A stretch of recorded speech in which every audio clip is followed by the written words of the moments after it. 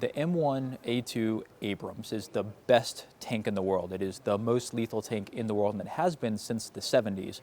But imagine if the iPhone, after the first iteration, had never added anything else. It just did text messaging and it just did phones, and it was the best in the world at doing texting and phone calls, but it never had the App Store.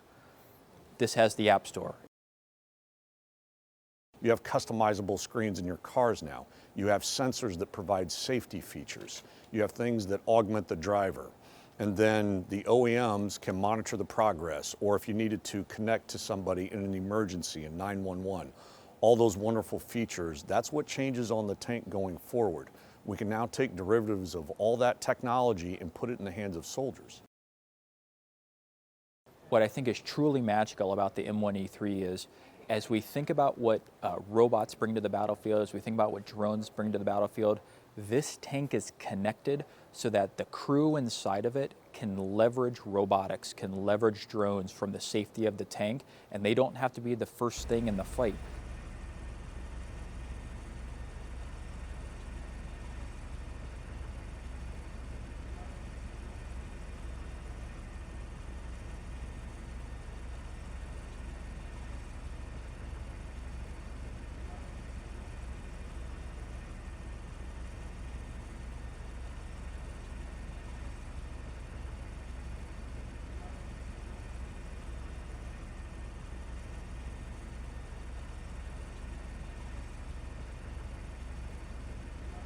When we did this, we didn't want to change things that worked, right? So how the protection scheme works and how it moves and all those things. But in a connected world, in a world of drones, we absolutely had to advance what we consider our open systems architecture.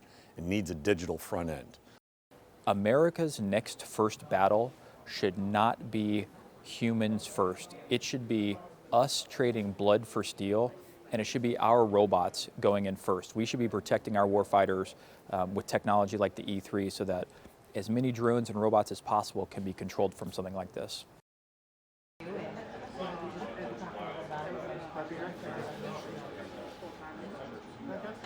are you from? I'm actually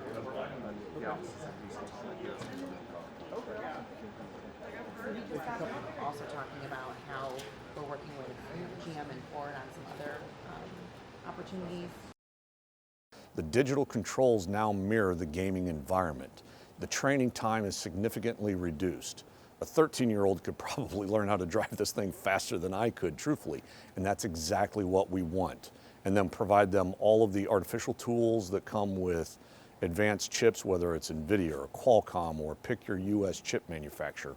We bring all that to bear to increase our efficiency, the connectivity, and the lethality and the protection of the platform to make sure that when we deploy soldiers, they can go overseas, execute the mission, and we bring everybody home alive.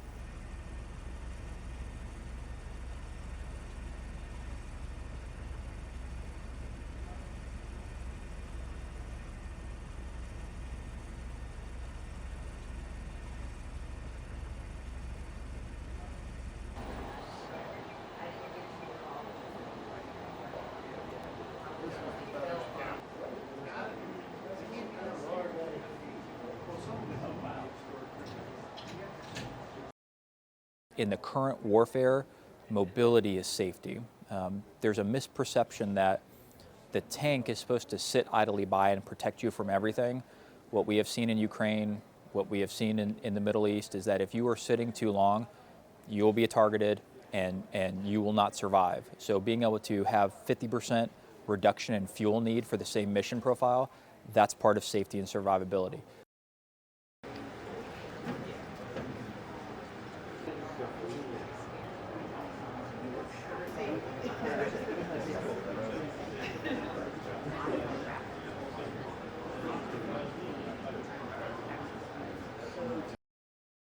Everyone around the world should walk away going, hey, the United States Army, we do not want to trifle with them.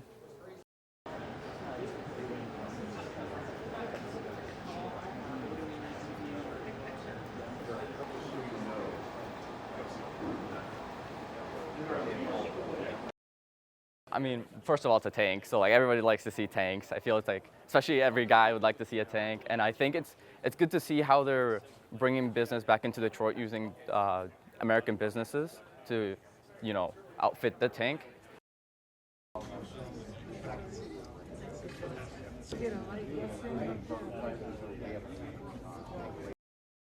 I myself play a lot of video games. We have a driving sim at home. So if it's anything like that, I feel like the newer generations, with all the hours they've played online, I think they definitely could have an advantage in driving these tanks.